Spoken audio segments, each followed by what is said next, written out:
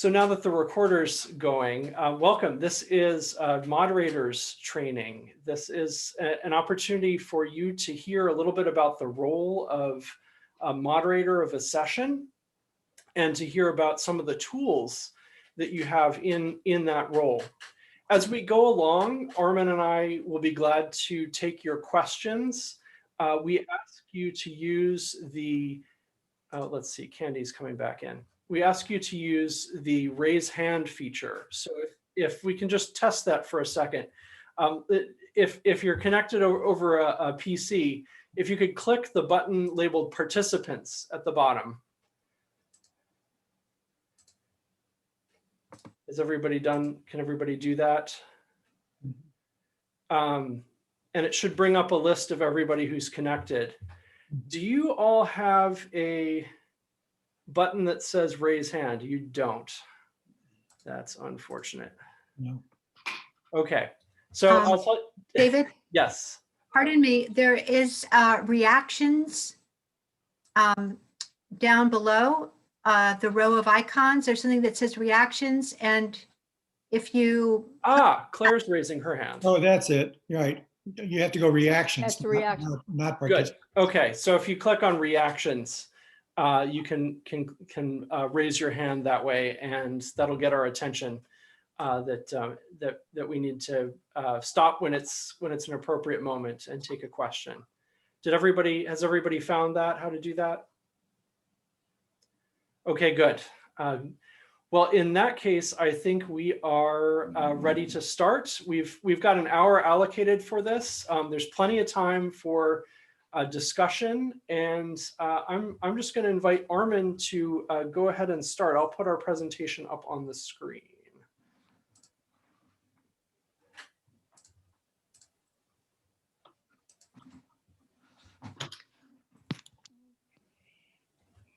Okay.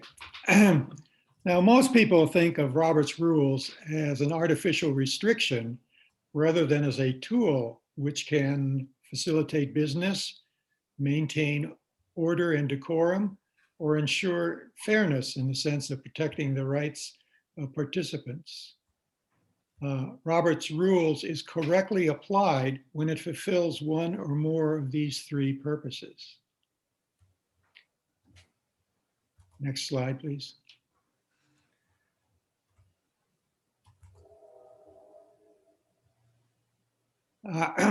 In fact, Robert's Rules provides for some relaxing of strict procedures in small groups of approximately 12 members, in order for parliamentary procedure not to become cumbersome. Most sessions are small enough to permit some latitude, such as permitting debate without a motion on the floor. During informal periods, the moderator should be ready to impose selected parliamentary rules when necessary in order to achieve any of the three objectives described in the first slide. In particular, at any time, the moderator may rule out of order inappropriate behavior. Other conditions to avoid are the session acting as a committee of the whole, engaging in activities such as researching topics, crafting the wording of correspondence, or planning multi-step directions or courses of action. Or debate begins to ramble to other issues, becoming repetitious and unproductive. Or debate is dominated by a few persons or by clashing parties. Or the discussion becomes prolonged without moving towards a consensus. In such situation, the moderator may announce that one or more of the following rules of debate apply.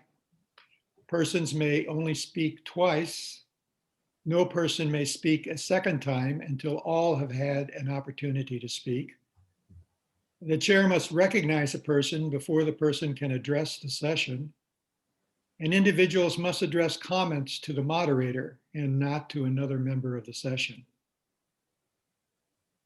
If the chair requests a motion, then all of these conditions apply, although some may not be enforced. So we're here tonight to talk about the role of the moderator in a session meeting. The moderator is a presiding officer, and the moderator's job is to make sure that rules of order are observed. The Book of Order has a sweeping statement about the authority of the moderator. I've put it up on the slide for you. You can see that it says that the moderator possesses the authority necessary for preserving order and for conducting efficiently the business of the body. What that means in practice is that when you're serving in this role, you have a great deal of latitude. You can decide who gets to speak. You can rule on whether motions and debate are in order or not. And you can offer suggestions about the conduct of business to help keep things moving and get things done. There's a distinction we want to make between appointed and appointed or invited moderators and installed moderators. Installed pastors and associate pastors are members of the session at the church where they serve. But appointed moderators or ministers serving in temporary pastoral relationships are not members of the session. What this means is that ministers in installed relationships have the same rights as other members of the session. They can vote, and they can, if they relinquish the chair, engage in debate or make motions, although that's pretty rare. This training was originally conceived as being for those of you who are not serving in installed relationships, although I see Iktae Kim and Andre here who are in installed relationships in PSNE congregations. But for those of you who might be serving as a guest moderator, maybe at a church other than the one where you're serving, I just point out that when you're invited to moderate a session, you're free to take on a different kind of role. The role that you take on is not focused so much on outcomes, but simply on helping this group to have a good meeting, have a good conversation.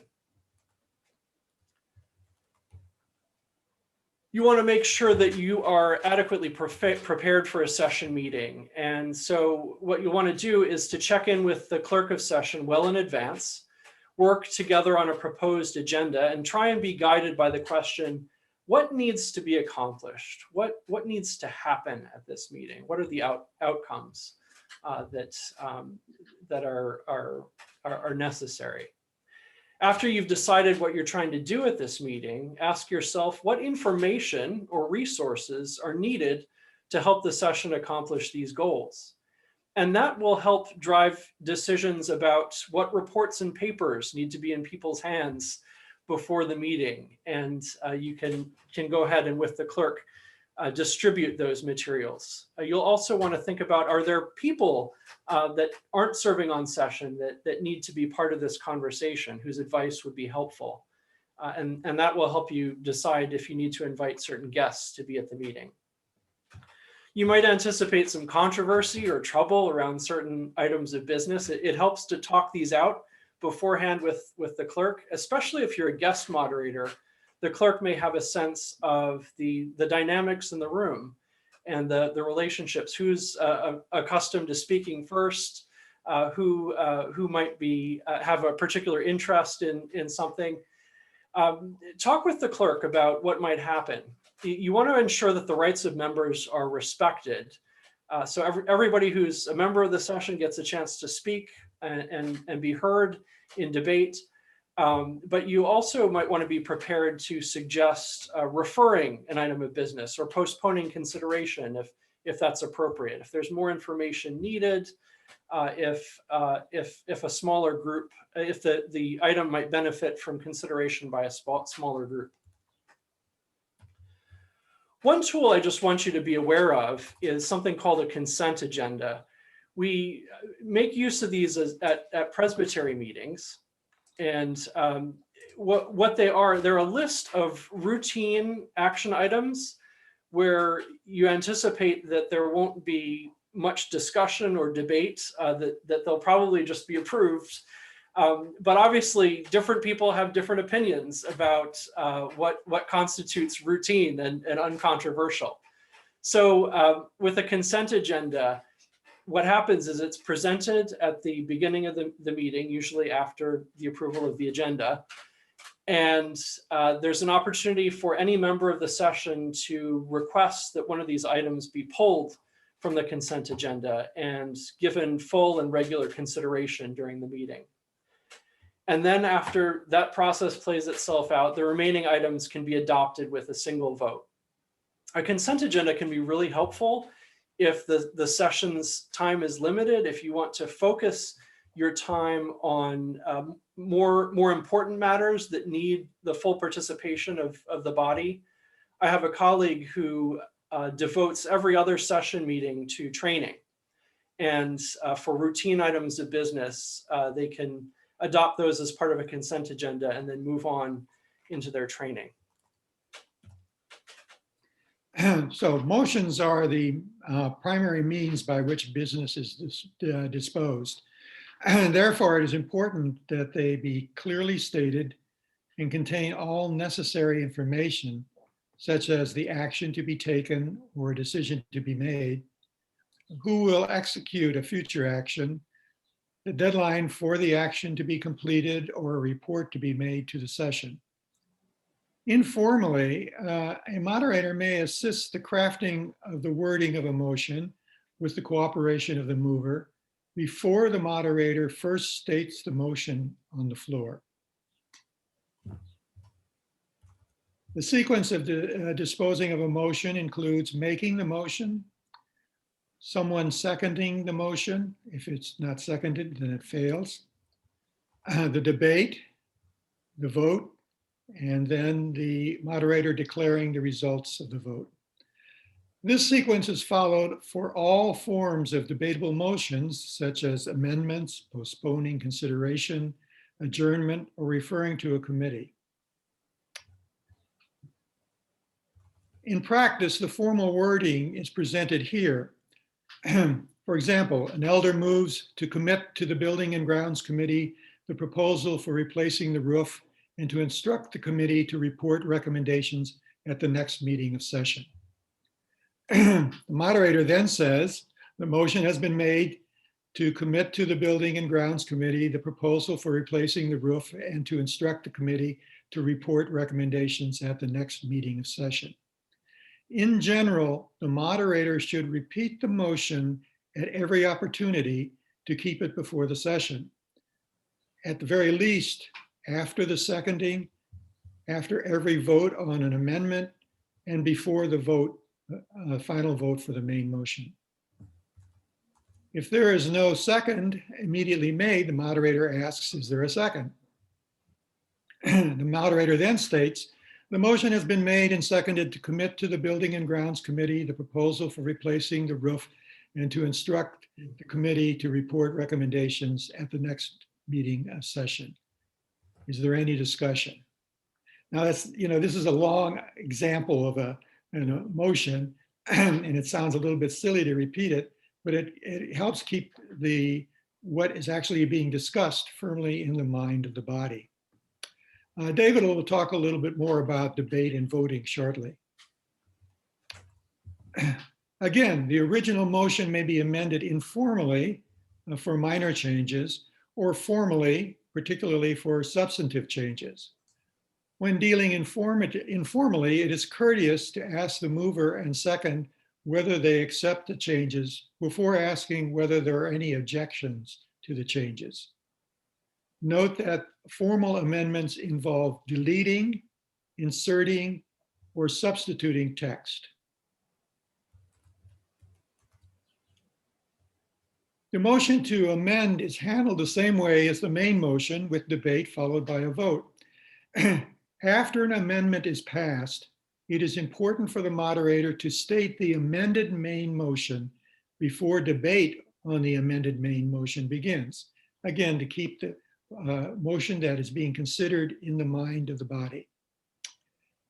If the amendment fails, the original motion on the floor should be restated.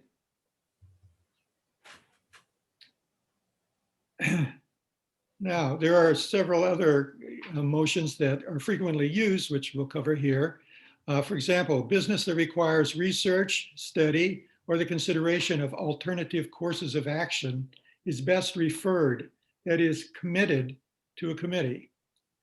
The use of committees to conserve time of the session is important and has an enormous benefit of involving members of the congregation in the governance of the church.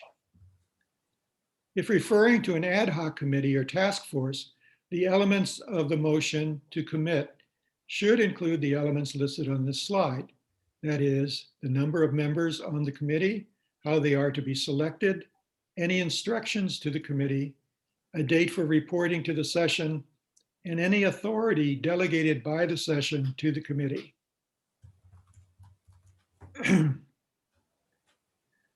Now, these are two motions that are frequently confused. Therefore, it is usually prudent to inquire as to the intent of the motion. A motion that is to be considered in a future meeting of the session is postponed, unless postponed indefinitely, which kills the motion. A motion to postpone should state the date of the meeting in which the motion is to be considered. If a specific time is stated, a 2/3 majority is required to make the motion a special order of the day, which means the business will be taken up at that precise time.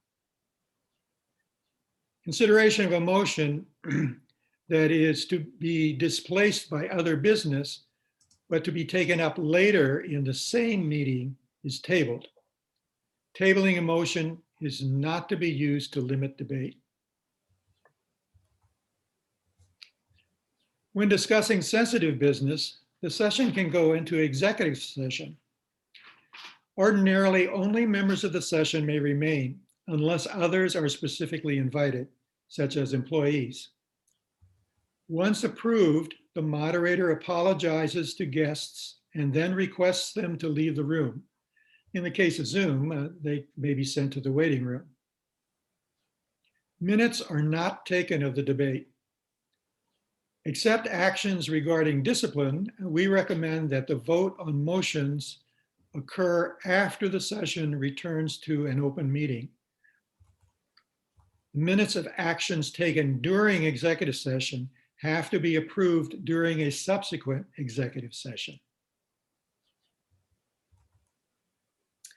Special orders of the day. Designate a time and date for taking up a particular piece of business. At the designated time, other business ceases, except under some special conditions.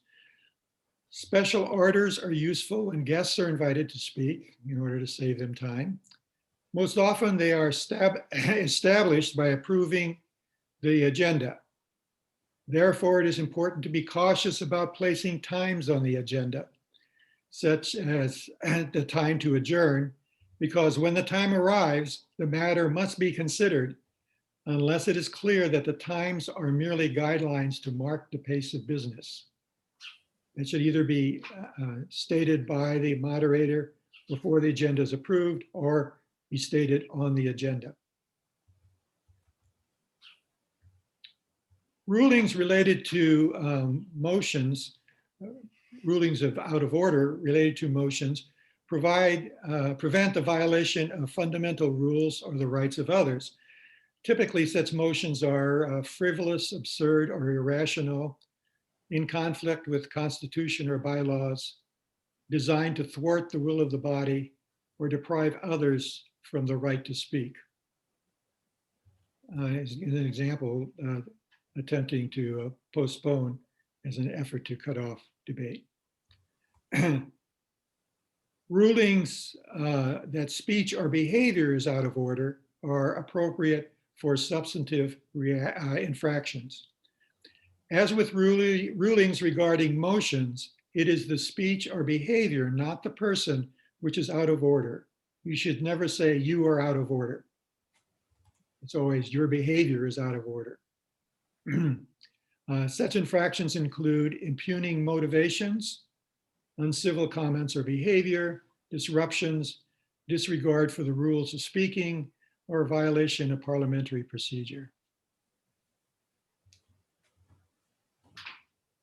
I just want to pause before we jump into the next topic. We've been going along at a pretty big clip, and I just want to ask if there are questions. Yes, Claire. Armin, could you give an example? I got lost between executive session, I understand, and then special orders of the day. Could you just give an example of that maybe, or If you have a guest speaker and the guest speaker, and you say the session starts at 7 o'clock and you invite the guest speaker to come at 7:15, that would give you time to call the meeting to order, to vote on the agenda and maybe the consent agenda. And then all business would cease at 7:15 so that your guest speaker could speak. okay, thank you. And then going back, the other one, which I think we've all been at a meeting where it's seconds, they call for a second and nobody says anything, and then somebody says, well, I'll second it just to get discussion going. Is there any ways moderator to not not let that happen? Well, the person has a right to want to be able to debate the motion and may support it for that reason. So it's really not something that you would want to prevent. The other thing about which I didn't mention about seconding is that if the motion comes from a committee, a second is not required. True. Because it's coming from a group of people. So you assume that there's a second. Right.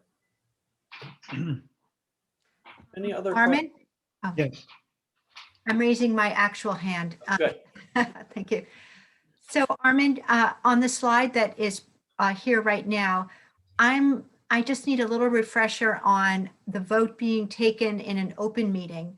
So at that point, the moderator would move to close executive session and then reopen the meeting. Well, I'm not clear on that.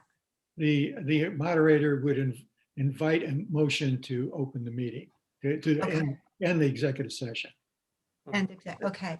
Can you give me an example of, I guess I'm not clear why the vote takes place in an open meeting. Is that just because executive session is purely for discussion of a sensitive matter? No, it's if you hold votes during executive session, then the minutes that record the votes have to be approved during an executive session. So that means that you have to go into another executive session in the following meeting. Oh, So okay. it's a way of avoiding going into executive session merely to approve the minutes of the previous executive session. Mhm. Okay, thank you. That's helpful. Yeah, there has to be a record of what you actually decided. so you can't keep the action secret. Right. It's only the debate that's not recorded. Right. Are there other questions before we move on? I have one Claire, more, again. and this is more of a comment. Armin was very helpful to me. Now that we're doing Zoom meetings, to be, and I think this helps everybody since we're all doing Zoom meetings, to be consistent in how you ask for votes. Mhm. Either. Well, he's going to get to that. Yes, yeah. So I think Armin also promised that I'd talk a little bit about debate, and I'm realizing I don't have a specific slide for that, but I'm happy to say. So Armin talked a little bit about how a main motion gets made and the business gets before the body. So imagine you're in a situation now where the moderator has stated the question, put it to the body, and asked, is there any discussion? Folks need to seek recognition. So it's not appropriate for people just to speak out. On Zoom meetings, we like the raise hand feature, or if you're just a small group gathered around a table, people can raise their hands.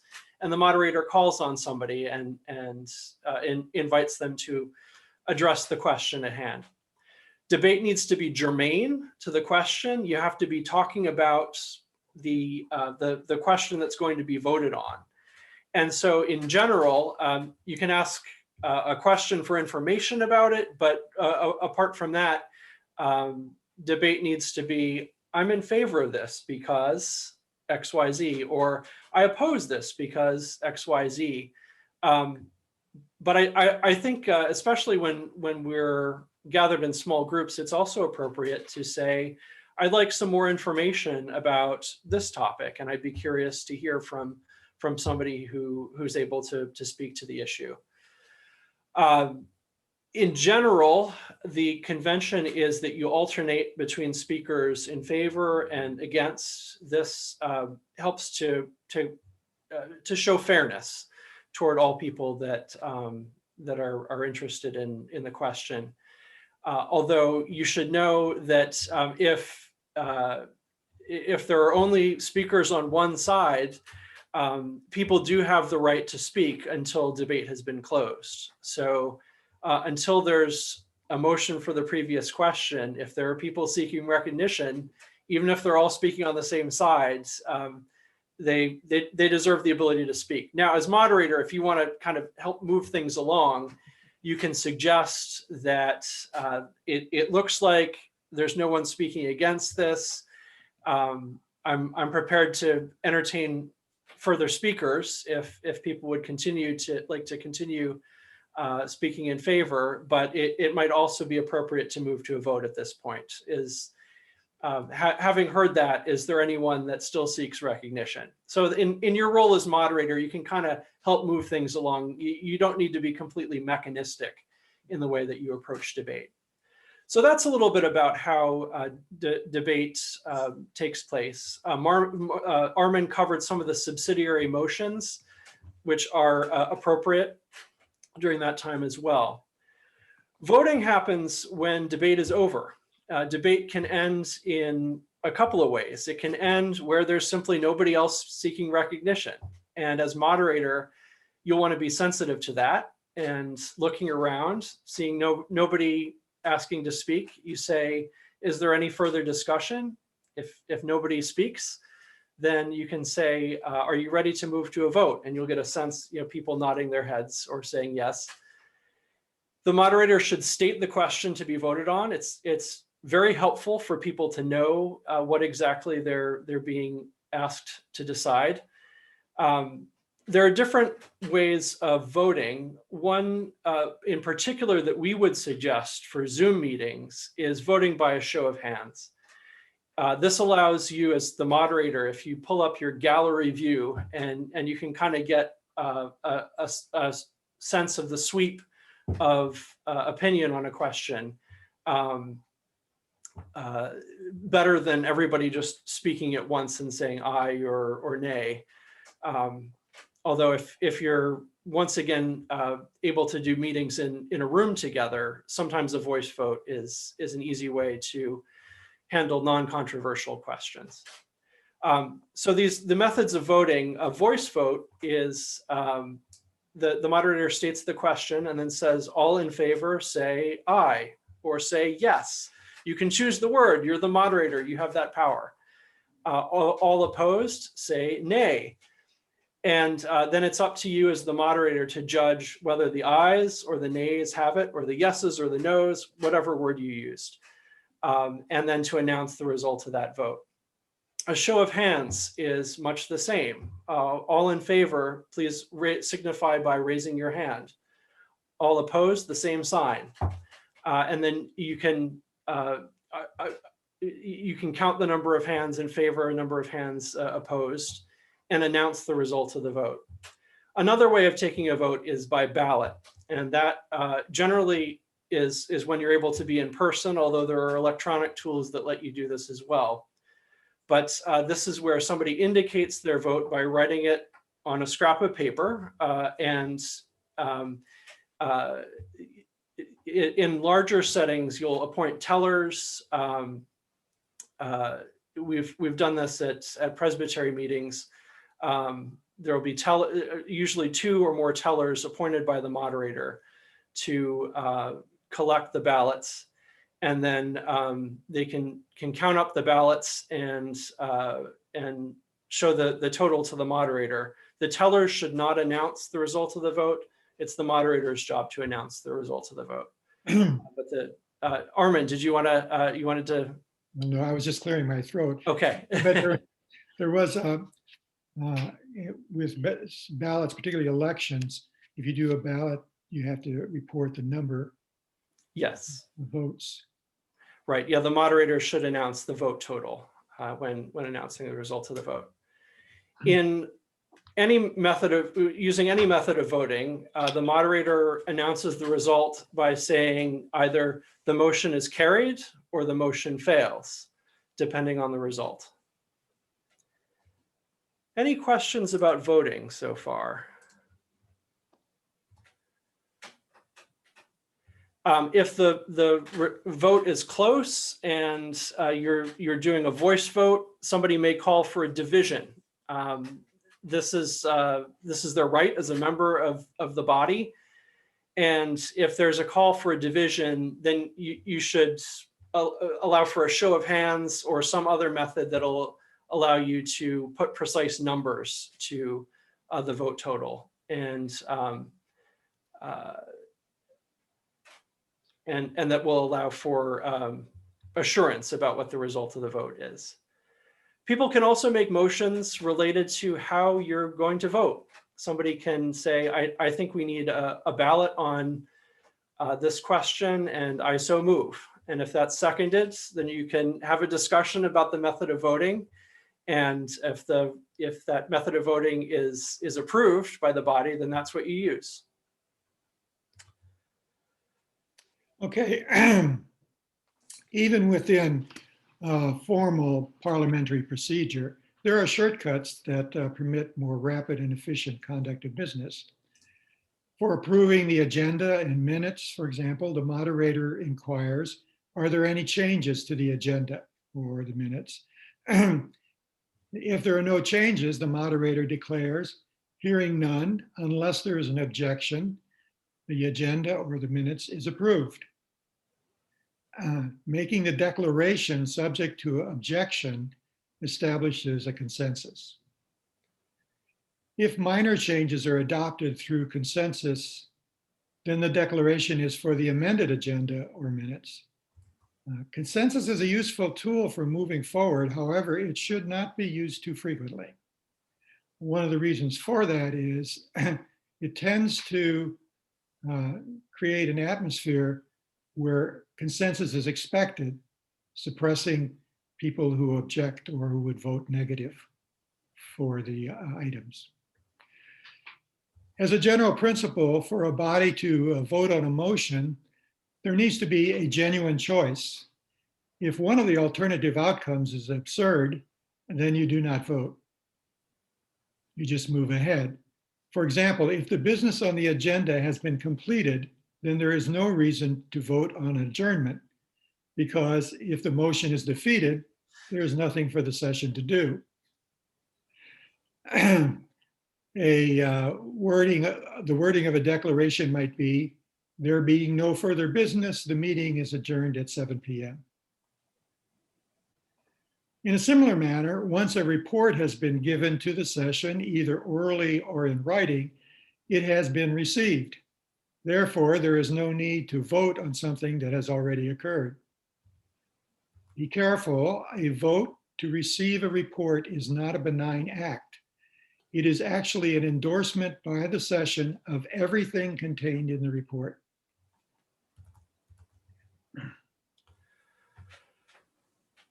One special form of voting that you'll want to be aware of involves elections. There are certain church officers, such as the clerk and the treasurer, that are elected by the session.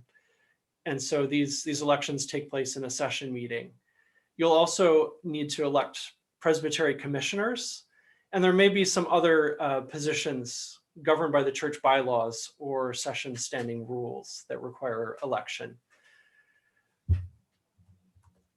The way that an election takes place is that a member places one or more names in nomination.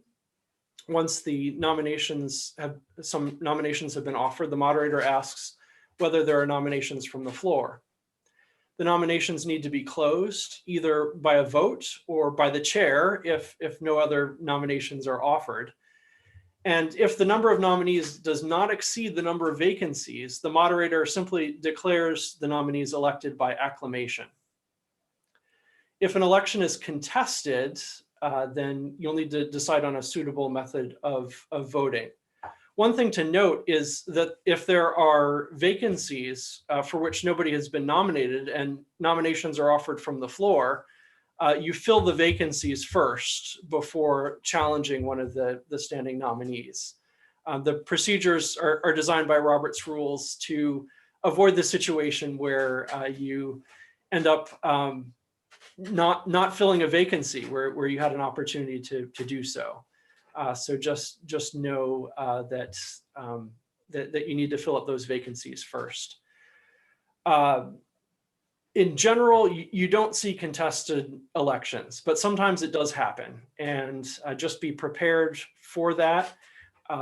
This is part of the preparation, talking to the clerk. If one or the other of you has a sense that there may be a contested nomination, it might be appropriate to bring paper ballots to that meeting so that there can be a ballot vote on the position in question. One thing doesn't come up very often, but can be very stressful when it does, is church discipline.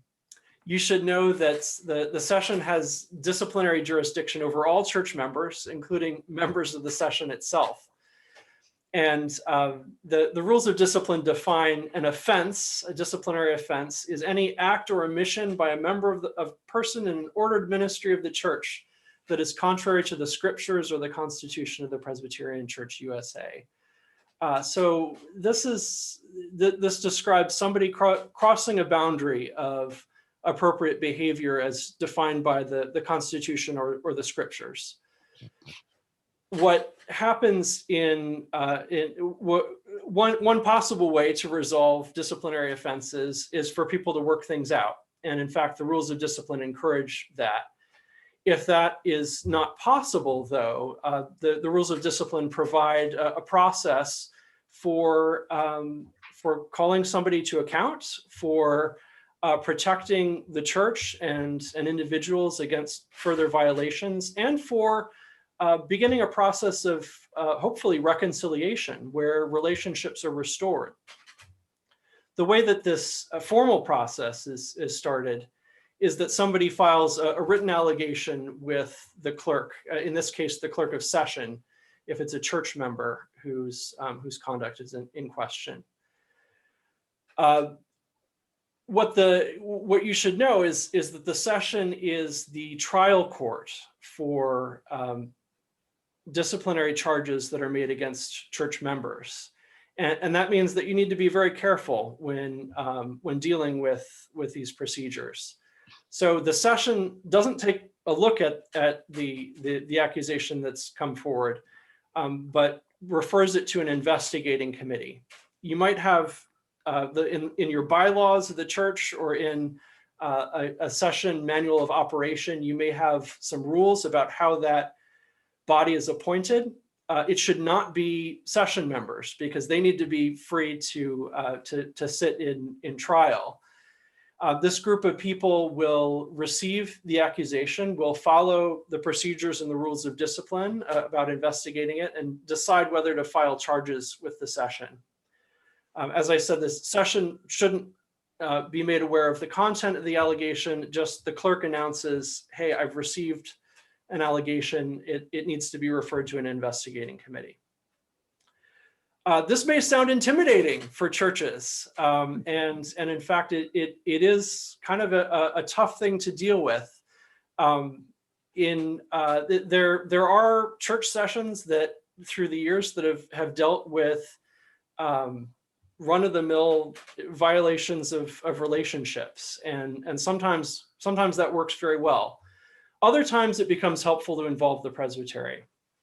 So there are a couple ways that the presbytery can get involved with a disciplinary matter involving a church member. You can conduct the investigation using an investigating committee of your congregation, and then decide that, you know what, as a session, we don't want to try this. We want the presbytery's permanent judicial commission to try it instead of us. And there's a way in the Book of Order for requesting reference so that can be handed off. The other way for the presbytery to get involved is to ask the presbytery to assume responsibility for everything, for the investigation, for the trial if it comes to that, and just to take over for the session. And that is called assuming original jurisdiction. I would suggest, if you find yourself in a situation where there's a disciplinary accusation coming to a session, either where you're serving as a pastor or where you're a guest moderator, I would strongly suggest you put your clerk in touch with me, and we can talk about how to move forward. I don't think for a training like this we want to get into all the nitty gritty, but just know that this is something that can come up, and that there are resources available to help you. And speaking of resources, there are plenty. Excuse me, Yeah. Candace has raised her hand. Oh, okay. I'm sorry, I didn't see that. Candace, go ahead, please. That's okay. Thank you. Sorry to interrupt, but so the session can't know what the allegation is. Can the moderator? No. No. Okay. Whether Right. you're a guest or you're the pastor, you can't know because you're. Because you would have to preside at an eventual trial. Yeah. So this is one of the reasons why it's hard to do this at the church level is because trying to keep those roles separated when there are so few people in the system is difficult. But yes, yeah, you as the moderator, you shouldn't be privy to the content of that accusation. Any other questions? We just wanted to leave you with some of the resources that are available to you. There's the PCUSA Constitution, and that's two parts. We talk a lot about the Book of Order, which is very important. It's the rules that we've agreed to live by, and we're constantly changing it, updating it. So you want a current copy of the Book of Order.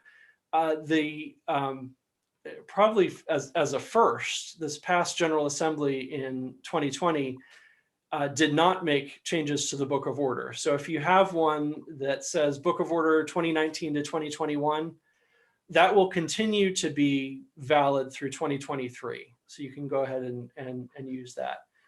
After 2023, you do need a more up-to-date version of the Book of Order. So you can look for that on the PCUSA website.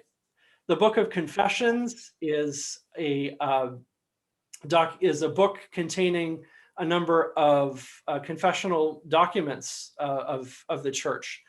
It is these are historical standards of faith where the church has expressed what it believes, what it feels itself called to do in those particular moments, and they're very useful for helping to guide us as we think about who we're supposed to be as a church and as leaders in the church, how we're supposed to conduct ourselves. We've talked a little bit about Robert's Rules of Order. The current edition is the 11th edition of that. I have it. It's a little very compact, yet Armin has his copy right there.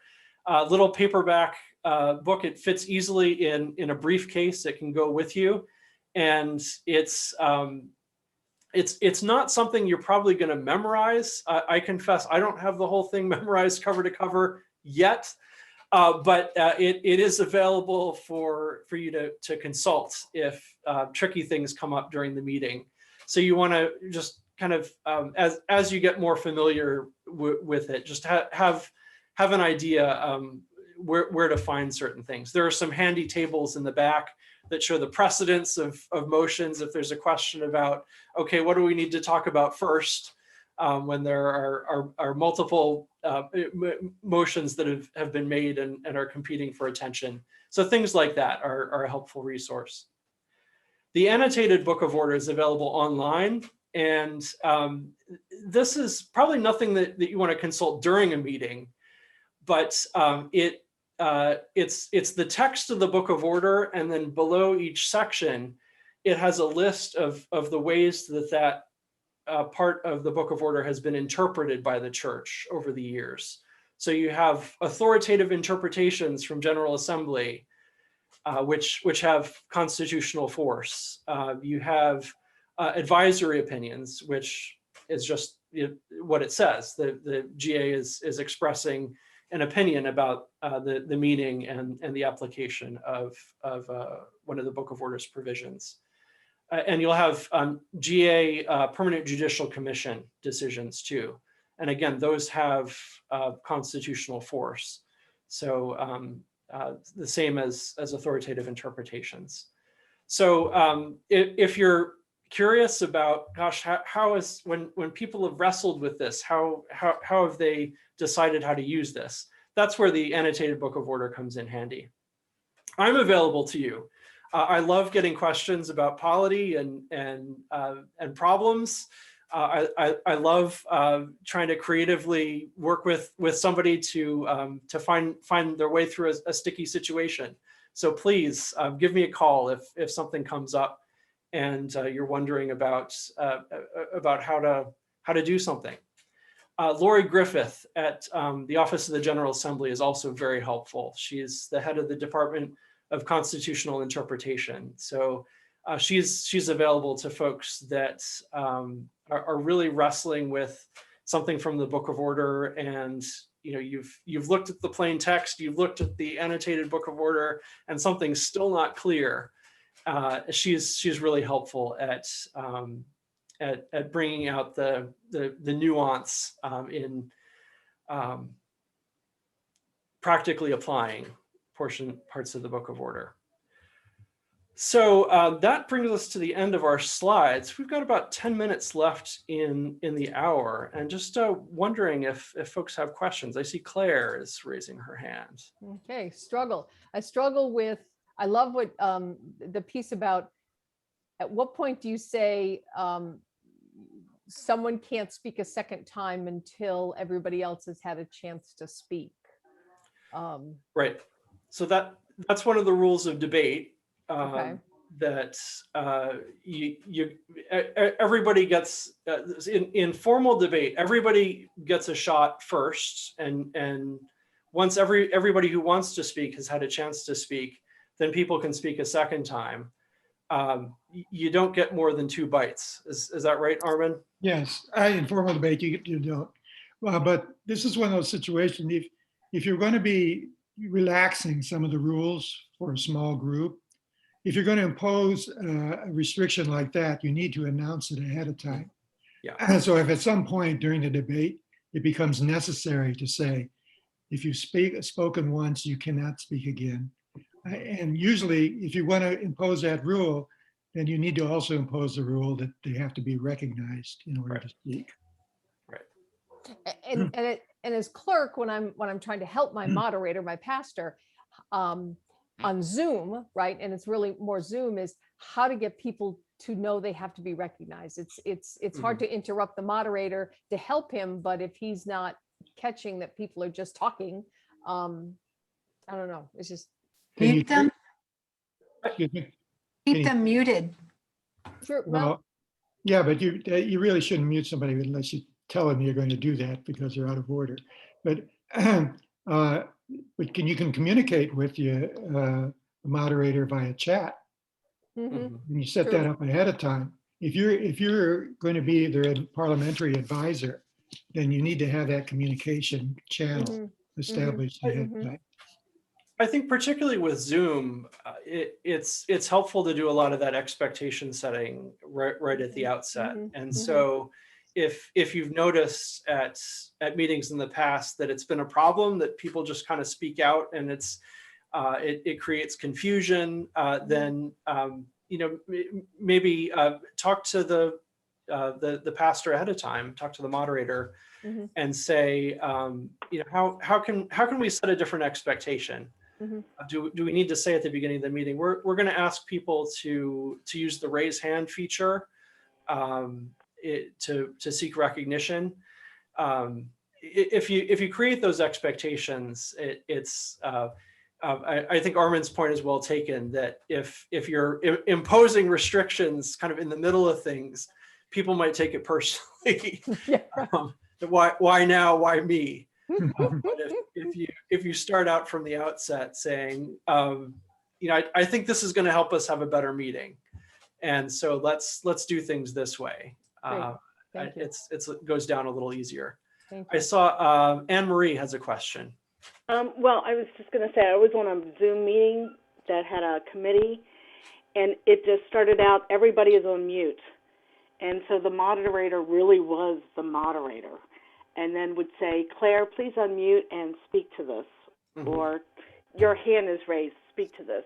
So they start out with everyone muted, which I have never seen before. It was very helpful.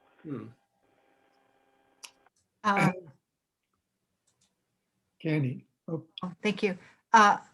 Thanks for that, Anne Marie. That's what I was trying to get at earlier. You just don't mute people when they're talking out of order, but to have everyone muted, the host has that capability, and then unmute in order to speak. And I'm anticipating, or I'm thinking that if in a meeting you require recognition before you speak, people are going to be more thoughtful in what they say. I think it will have sort of a calming effect, or at least it will impose more order on how often people speak and so forth. With their contribution. you also, they tend to be more thoughtful when they know they have only a limited number of times that they can speak. So one of the concerns I have about having the moderator control everybody being on mute is that it really, in my feeling, it's an amount of control that's excessive. That it really places the moderator in control. So for example, at an in-person meeting, calling a point of order does not require getting recognition first. That you raise a point of order in the middle of things, because if you wait too long and the business has moved on, it may no longer be timely to address it. And so if everybody's just on mute, it's not clear how you do that in a way that other people can see and that the moderator can recognize. I see Shannon has a question. Yeah, I just wanted to know, David, if you could speak a little bit to, I remember being trained in moderating back in seminary around the spirituality of moderating, and as a faith community, what it means to moderate a meeting of the church. That Robert's Rules is certainly excellent, but there are also times when, as moderator, we need to notice when to pause for prayer, or to do a check-in with people, or to allow a break for people to just take a breath, or invite people to, can we reflect on this conversation theologically? So can you talk a little bit about some of those techniques of moderating? So one of the most important parts of the Book of Order is where it says that this whole system of government that we've been given is given to a community of people living together in trust and love, and it's through our common faith, our common hope in Jesus Christ, that we arrive at this community. So tending to that community first and above all else is most important. And so because if we don't have that, then the rest of this doesn't matter, and we may as well just go home. So thanks for raising that, Shannon. Yeah. So one of the things as a moderator, it's always in order for folks to call for prayer, and that this has an effect of helping to recenter the assembly, often in spiritual, in the spirituality of the business that's before it. So that's one thing. And then as moderator, you can offer that as a suggestion too. You can say, it feels like this is a moment where it may help us to pause for prayer. And you can invite somebody to offer that. You can offer it yourself. So that's one of the tools that you have specifically as a moderator in the PCUSA.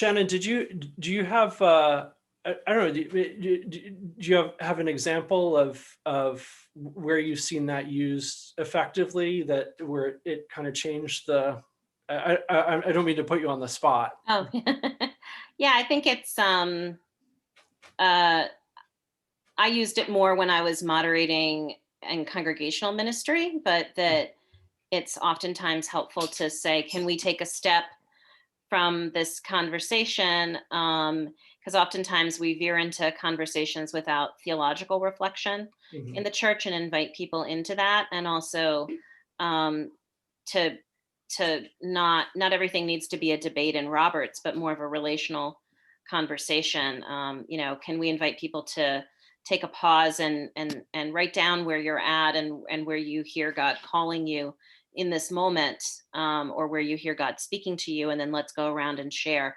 Sometimes taking those pauses that are more meditative in a meeting can, in my experience, especially with congregations, can help reset the space, but it could also invite people to hear various theological points of view around the table, and also to hear where various people are coming from.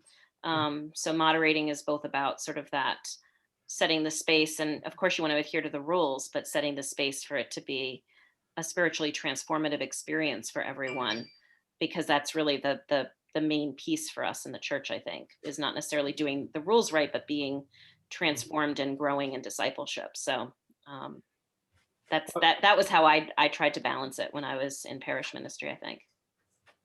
Armin, I think we neglected to let folks know one of the requirements of our polity, which is to begin and end meetings with prayer. So be attentive to that too. And as moderator, often you'll be invited, or in the absence of somebody offering, you may have the opportunity to give that opening prayer. And that can be part of your preparation too. Is there a verse of scripture that may help set the tone for a conversation? Is there some way that you can speak to emotionally where people are, and invite them to offer that up to God as you begin the business? So that time certainly shouldn't just be pro forma and rote. That there's a real opportunity to try and discern the Spirit moving through the body in that time of prayer.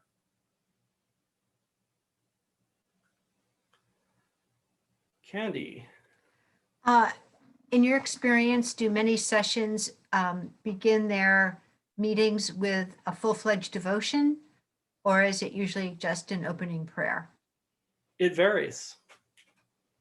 At some sessions, it's a rotating responsibility where each month a different member of the session brings a devotion. Some sessions it ends up being the pastor offering the prayer.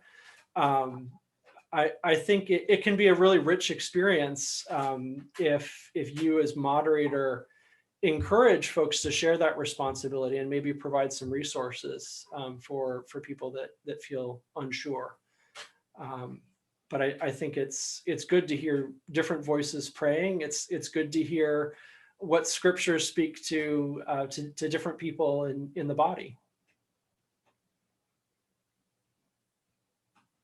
Thank you. We've reached the 8 o'clock hour. I'm mindful of folks' time. I do just are there any other quick questions before we maybe we should close this time with prayer? Shannon. Yeah, just one other comment on that. I just would say that the number one role of elders in a local congregation, as per the Book of Order, is to be the spiritual leaders of the congregation. That's the number one responsibility in our Book of Order. So I would aim, when I was in congregational leadership, for 50% of our time at session meetings to be spiritual development time, so that we could raise up our leaders be those, to adhere to that piece in the book of order, and to raise up our leaders to be that in the congregation, to equip and to enable them. And that took all sorts of different forms over the years. But I aimed for that 50-50 split, because that's the role, and that's also still the role for us in other councils of the church as well. So that's like the superseding piece in the book of order. So that was just what we would work towards. I talked earlier about the consent agenda. One of my colleagues, Shannon knows Rich Hong. Every other session meeting at his church is devoted to training, spiritual development, and then they use the consent agenda to just sign off on the routine stuff, and then they schedule more extended discussion time at other meetings. Armin, sorry, you wanted to... I obviously hit the wrong thing. But it sounds like from this discussion, I mean, this training tonight was specifically on Robert's rules. It sounds like that there really needs to be another webinar on the spiritual things that we've been talking about in terms of moderator training. Yeah. That would be helpful. Candy. It's fabulous that you were able to do it for 50% of the time, Shannon. Did you not have people looking at their watch as you began your spiritual development? No, because we kept the meeting to the time that we kept it to. And people knew coming in that was what the expectation was on the session. And it was also something we would grow into and rotate seasonally and talk about as we move through it. So, it worked fine, because that was the expectation we set at the beginning. I know I'm asking lots of questions, but I truly appreciate this. So how long are session meetings? I know that's a hard question to answer, but how long do you guys in Presbyterian churches find your session meetings are in a way that works, that doesn't shortchange anything, but also doesn't, get people rolling their eyes after a certain amount of time? It depends on the context, and it depends on what you're facing. When I was working involved with the synod, we came across there was a church that session was meeting weekly, and their meetings went off until midnight. One of the and they weren't able to get anything done. I mean, that was a sign of things really going off the rails. I don't know. I mean, in my context, more than 1 hour, less than 2. Mm-hmm. Yeah, and when I was moderating Valley and also in New Canaan, it's 1.5 hours. Mm-hmm. That seems reasonable. Yeah. For a monthly meeting. Yeah. Well, they were meeting every other week, I think, but yeah, then they went to a monthly. Any other questions or comments?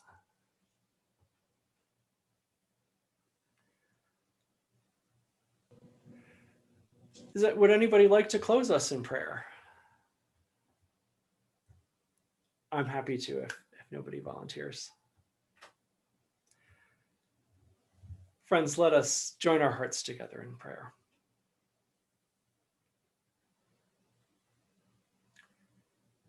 God, in this season of resurrection, we stand in awe and amazement at what you've done. The empty tomb, the crucified and risen Jesus, a new beginning for our world, for each one of us, and for your whole creation. God, send us your Spirit and keep alive in us this sense of awe and possibility. Give us eyes to see where you are at work in those around us, among the poor, among the oppressed, in the hidden and forgotten corners of our experience and our neighborhoods. God, we ask that in our capacity as church leaders, you allow us to point the way toward your new creation, to help the people that we lead to discover it, to be in awe themselves, and to embrace the new beginning that you offer to us in Jesus.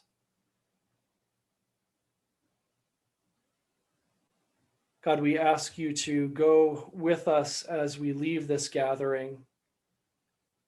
Help us to find rest. Help us to rest secure in your untiring goodness.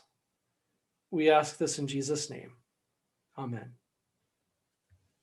Amen. Amen. Amen.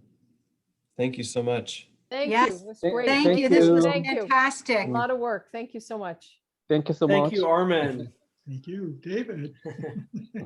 Will you be able to make that PowerPoint accessible? Of course, I'll send that out and also a link to the recording as well. Wonderful. Thank you. Good All night. right. Thank you. Take Have a good care. See you night. tomorrow. Bye-bye. David, do we need to do any follow-up or? Sure. It's just the two of us on. How do you feel that that went? I went fine. Let me stop the recording. Oh,